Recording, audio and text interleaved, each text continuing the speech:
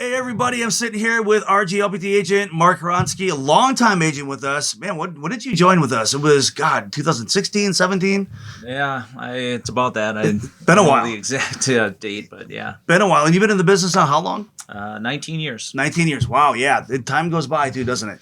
You're probably like me where you wouldn't even know what to do with yourself if you weren't in the business. Like you've been in too long, couldn't even do anything else. So anyway, so Mark, let's kind of give some context here for those watching.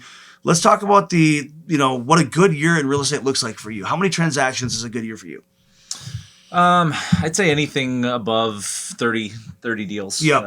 It's kind of my sweet spot. Yep.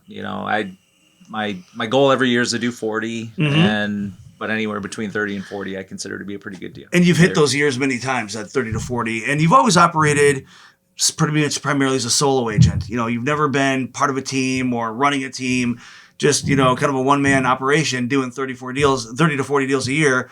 And you got to admit, 30 to 40 deals a year in 2010 after the crash is very different than, 30 or 40 deals a year now. Average sale prices are much higher. Revenues are much higher. The ability to invest into your business, much different than it was. So talk to me about that choice to kind of remain solo and do your own thing. Tell me a little bit about that. What led you there? I think I like to control what I can control, and I know that what I'm doing, and that's kind of how I got into real estate. I was in professional sales, and every year it was like, oh, you have a new comp plan, or hey, we're changing this, or hey, the product wasn't delivered, things like that. And I just got so frustrated with the thought that I'm not really in control. I'm out speaking to you about a product that I have no control over. Right. I don't know the deliverables. I don't know if I'm going to have to work 3 times harder next year because they say, oh, we're changing the comp plan. So I got into real estate because I wanted to control what I delivered. Right. So if I stood in front of you and said, hey, Mike, I'm going to be here at this time. This is what I'm going to do for you.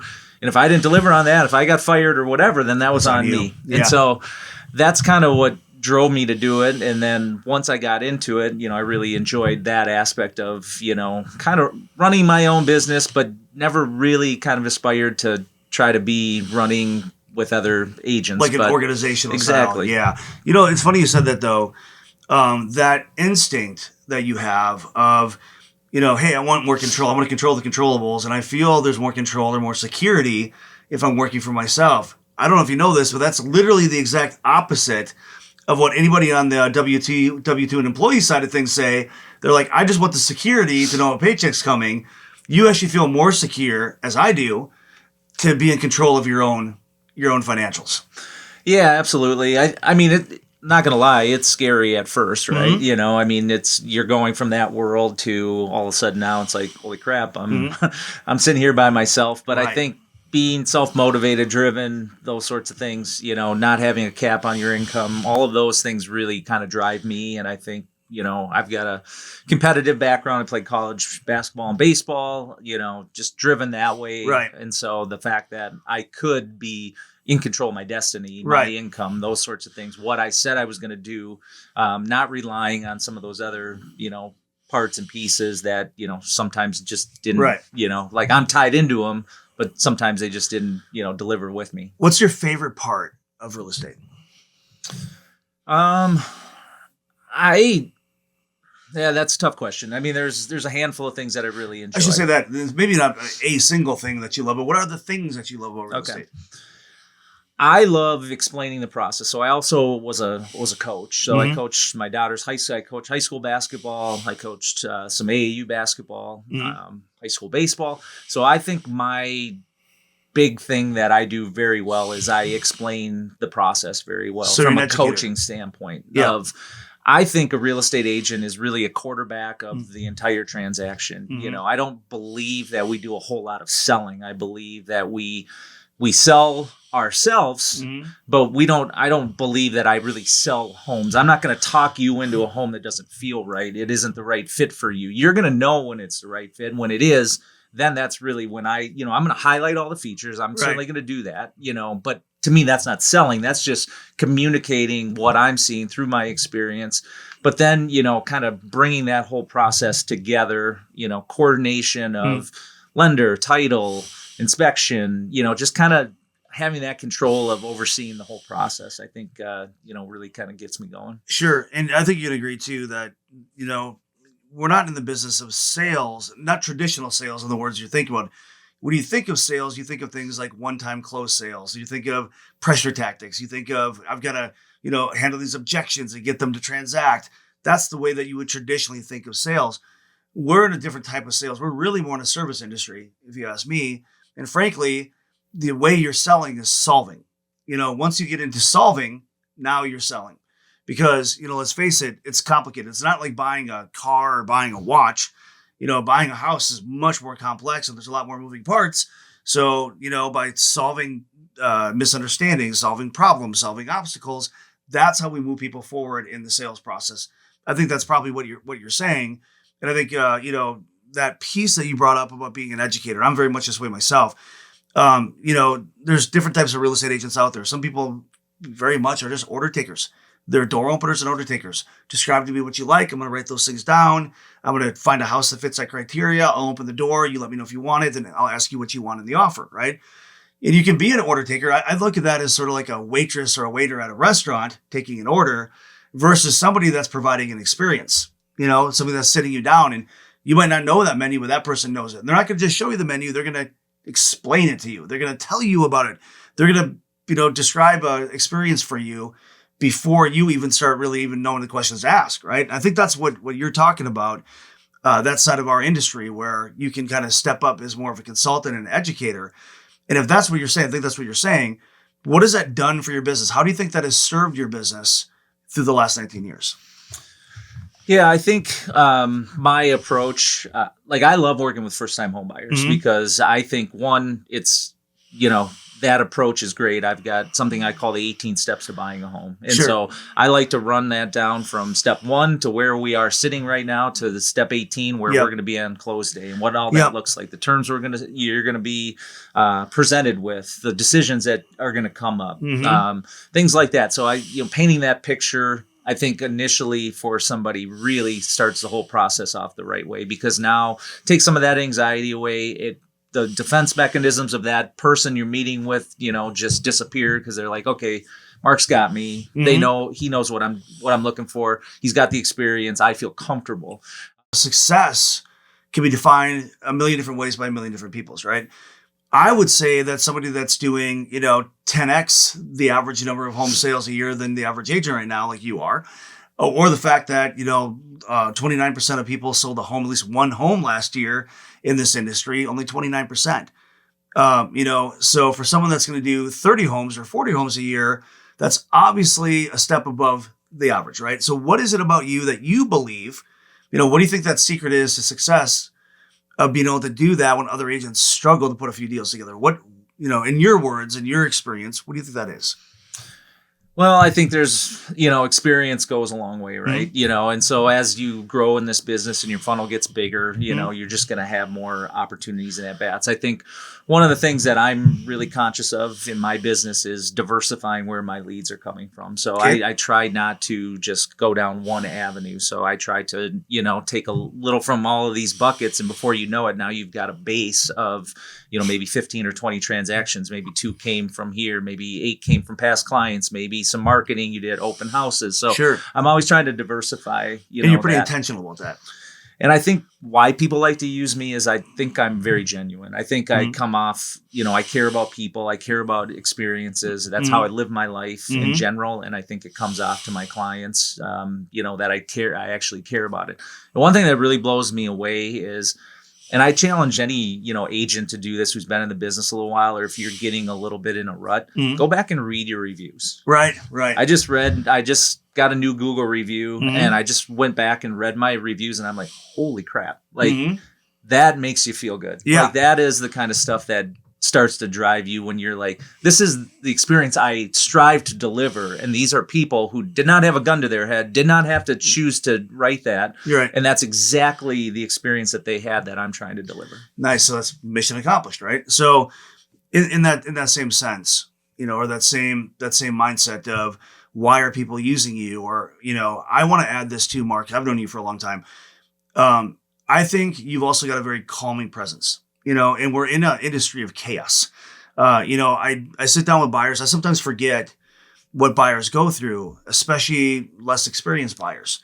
I sometimes forget all the things thrown at them, the things that they're supposed to learn on the fly, right? The things they're supposed to get comfortable with very quickly, and how fast we can misstep that in the industry, how we can kind of glaze over something that is second nature to us, but to them, that's a step, and we just skipped over it, right?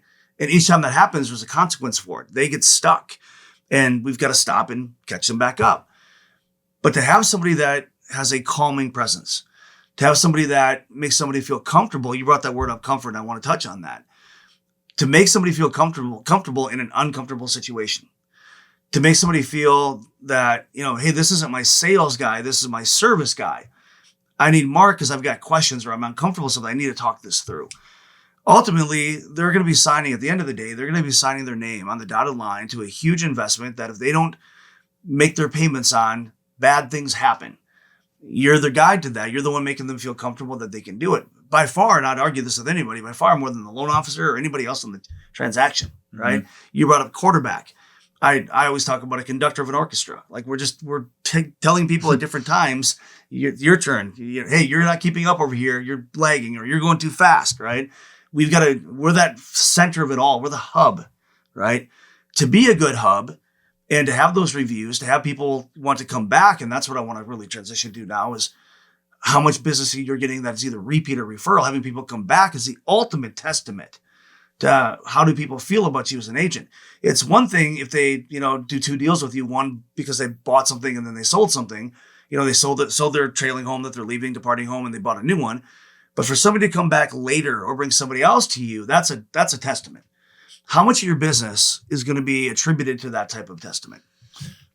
I would say probably about 50% now is coming from that. And 100%, that feels the best, and the ones that are, and as you grow in this business too, then your funnel in your opportunities. So a good example is I sold a house to, sold their house. They bought a new one. And then, he just connected me with his brother, yesterday. Right. And that was 6 years ago. Right. So the fact that one, they remember me, two, you got to stay in touch with them. You got to keep those touch points and stuff. But yeah, I mean, it sounds a little cheesy. My signature, it says, the greatest compliment I can receive is a referral, but it truly is because because the nature of a referral is very, that person's sticking their neck out for you. They're saying, yes, hey, Mike, you got to use Mark because he did a great job. Well, if I suck and you have a terrible experience, now this gets a little, like, hey, Mark, why did you refer this guy? I'll tell you, there's a difference between an introduction and a referral, right? And I think agents miss this a lot because you're not really tracking the difference between the two, but I track the difference between the two. I really do. It's one thing for someone to say, I'm giving you an introduction to somebody's looking for an agent. They talk to me saying, hey, Mike, I really want an agent. Do you have an agent that you like and trust? Yeah, I can introduce you to so-and-so, right? That's an intro. A referral is, oh, hey, you're buying a house? Before you do anything, you have to talk to my guy. Yeah. Somebody interjects themselves into that situation on behalf of you, the agent. That's a referral, right? And that comes from proof of concept. That comes from the fact that they've already went through it with you. They believe in it. They believe in you so much they're going to interject themselves into somebody else's deal because they're like, you need this person in your life. In a 50% of your business that's already 10 times the average agent right now is coming by way of referral, you're obviously doing something right. Now, I would ask you, and I'm going to ask you this, and I bet like 99.9% of all agents, you're going to struggle with this answer when I ask, why you? What is different about you? We all look the same to the eyes of the consumer. We talk the same. We have the same talking points. We just kind of blend in instead of stand out. So what do you think it is about you that stands out? Why you? Well, yeah, good question. It's a tough one, isn't it? It's hard to know. Yeah. I think you touched on it. I think my demeanor is perfect for this business. I think it's, I don't get wrapped up into I've got sellers who, think they've got the best house in the world and it's perfect because they were there 20 years and they built it and they raised their kids there. And so they want to get very angry. And I'm just like, well, I'll take it back to them. We'll see what happens. Right. I don't get them riled up. I feel like I just kind of keep an even keel. So I do think that serves me very well in this business. communication, I think that was one thing when I read back through my reviews, almost every single one of them said super quick to respond, great communicator, those sorts of things. And so, and then also I think putting a good team together in place for people, I always say in real estate, we are as good as our team, because if I'm great, lender's great, but title sucked, then that's a taste in their mouth. Right. All of those pieces have to work in concert they do. to provide a great overall real estate experience, which then makes that person feel really good about buying a home. And again, if you're the hub, right, these other pieces tend to be the spoke, right? They're part of the experience, but you're at the center of it. And this is why agents get very particular about who they work with, whether that's, a particular lender, title person. We get less particular about things like insurance and inspectors. I don't think we should. I really think we should treat that all the same. But you're right, at the center of it all, we're the reputation. It's us, right? When I ask agents that, why you? Every single person struggles to answer that. That's something I think we all have to meditate on to get, that really perfect answer. But I will say this, obviously you're doing something that maybe you don't even realize you're doing, or you're putting off a vibe. You might not even realize what that vibe is, but other people are picking up on it. And it's hard to articulate that. But I would ask you this. Do you think you could teach what it is about what you're doing to somebody else? Is it conscious with you and teachable, or is it just how you are? Personally, I think it's how I am. I just think you got to be wired. You have to put in the work. You have to, you can't really take time. This is I think recognizing how big this is you have to have kind of that servant, mindset. You have to say, hey, it's 9:30 at night. I'm dead tired. I've been running all day long, and you want to write an offer, but I'm like, hey, let's get on a phone because we don't know what else could come in. If you're willing to talk right now, let's go through the offer. Let's review it. So I'm always going, I think, that extra step to do that. And I don't know, you could tell somebody to do that, but I think well, frankly, everybody thinks they're doing that, right? But the proof shows up in the pudding, right? That's my point. And, realistically, every agent talks about how great their service is, how great their communication is, but I call it the X factor, that thing that you can't teach, that thing you have, that thing that you can't even always articulate yourself, the reason why we struggle to. But when a situation happens, call it, you get a call from you're the buyer's agent, you get a call from the listing agent, and the offer's accepted. Just in how I relay that information to that buyer at that moment is either going to get them so ramped up, or it's going to be like, oh, cool, right? The way that you make other people feel is 90% of why they're going to keep coming back. And some of those things are, maybe you just have an instinct to call and get on the phone and they hear your voice versus just send an email, or whatever that thing is, or vice versa. This is a better email situation than call situation. You've got that instinct. So my point is what makes a great agent a great agent? Sure, it's results driven. You're getting deals done and people are happy with the results of their deals. And, a buyer's happy with the house that you found them or helped them get. But more than that, it really, I think, comes down to how you make people feel. And as I said earlier, that calming demeanor, I think that's what you got going for you, is through a complicated process, they feel different about it than before they met you. No, that's a great point. I 100% agree with that, and I didn't always know that early on.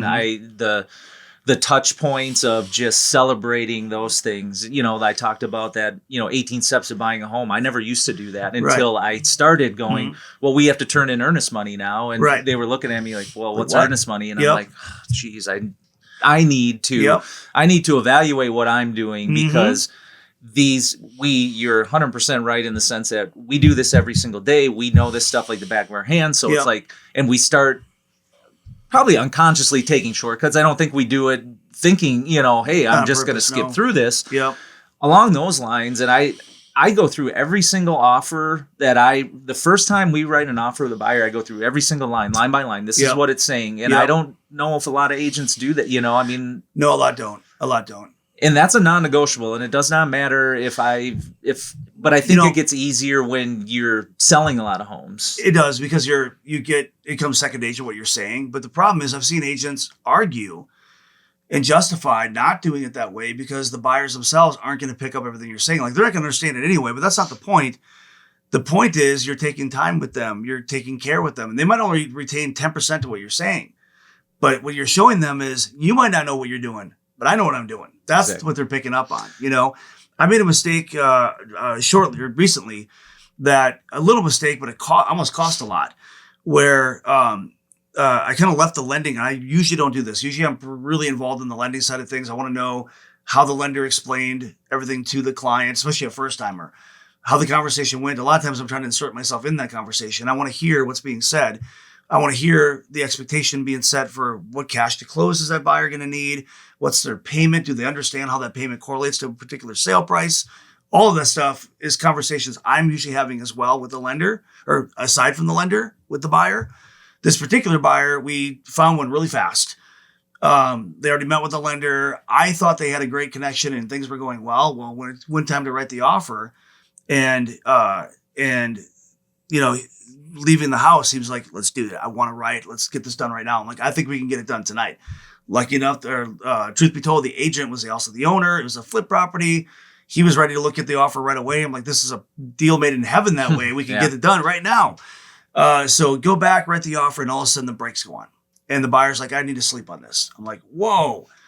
Now keep in mind, this particular house was irreplaceable. We were not going to find something like this again. It was one of those, you know it, looking at it like, yeah, if you sleep on this one and you miss it, I can find something else, not this one, So I'm like, oh crap, what's going on? So the next day he still drags his feet. It goes on for 2 days and I couldn't figure out why.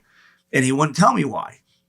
Come to find out that he was really uncomfortable with the numbers.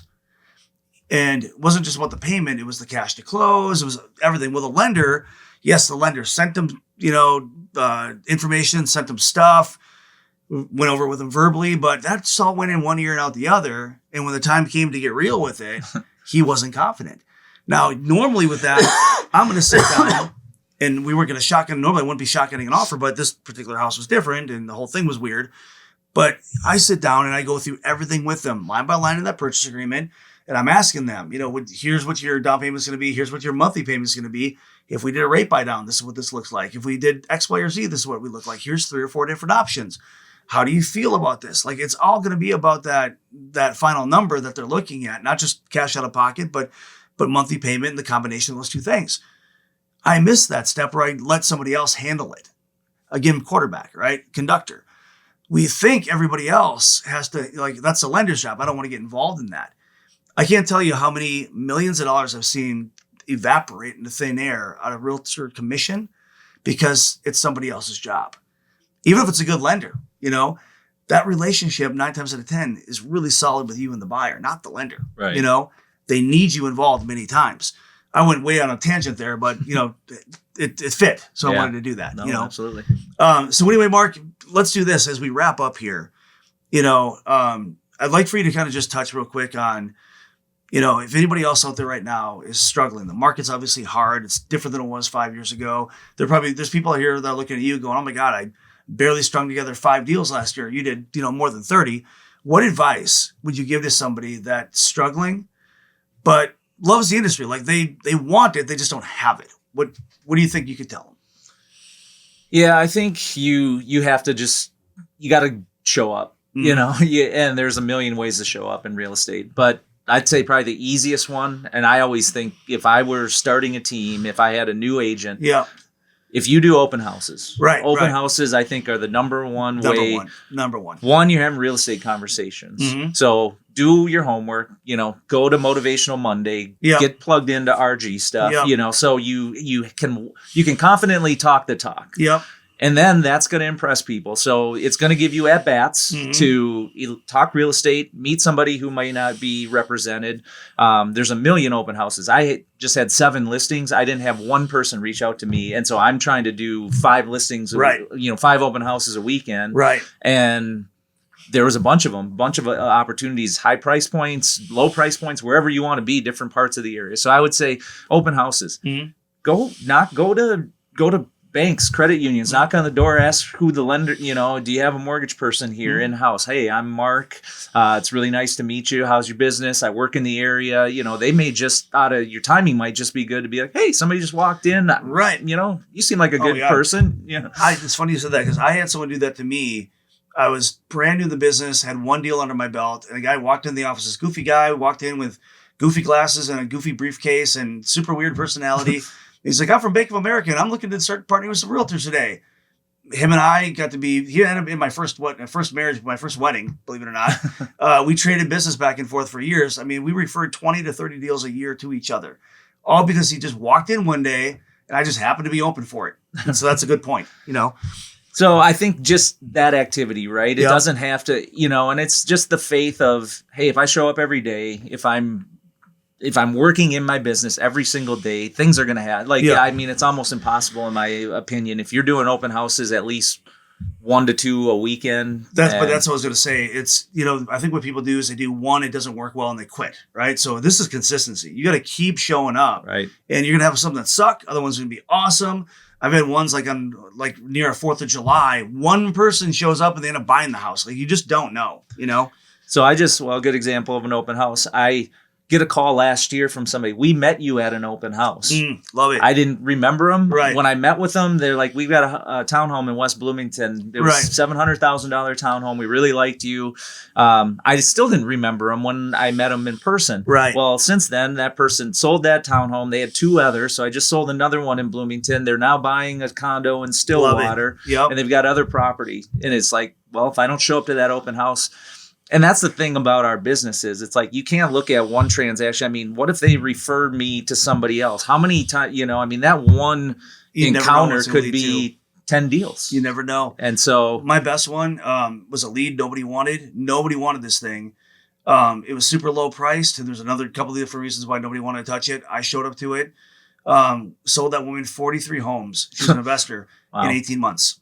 43 in 18 months. And I'm like, you guys, it was too beneath you. $35,000 condo, too beneath your time to show up. You never know, So Mark, we're going to wrap her up, but I want to say thank you. I'm sure people watching this probably gained a few ideas from you. Hopefully more than anything, inspiration from you. Man, I like to say, we always talk about emotional intelligence in real estate. And I think that's one thing that you got a lot of. The way you make people feel, how people feel around you and your vibe. And that's things you can always work on. If you're not great at it now, that can always get better. A lot of great agents just have a great vibe. They really do. It starts with that X factor. Do people like you? Do they want to be around you? So much of what we can do to be successful in this business comes from within, of changing that. Really does. And you got that going in spades. So congratulations, Mark, and thanks for coming in, and good luck here in the future. Thanks for having me. Thank Appreciate you. it.